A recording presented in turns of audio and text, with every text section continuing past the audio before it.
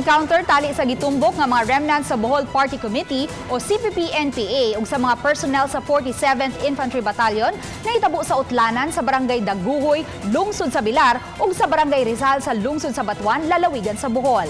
Nagpahigayon og peace and security operations ang mga sakop sa 47th IB, pinanguluhan ni First Lieutenant Dexter Dawan sa kalasangan sa Barangay Daguhoy, Bilar, human madawat ang kasayuran nga may pipila ka mga sakop sa CPP-NPA sa dapit. Dito naabtan nila ang siyam ka mga miyembro sa CPP-NPA ug nahitabo ang sinukli ay sa bala nga milanat og 10 minutos. Dali usab nga mipalayo sa dapit ang mga gitumbok nga mga sakop sa rebuilding pundok. Wala hinoy gikatahong naangol o nakalas tali sa duha ka grupo ug wala usay naangin nga mga sibilyan.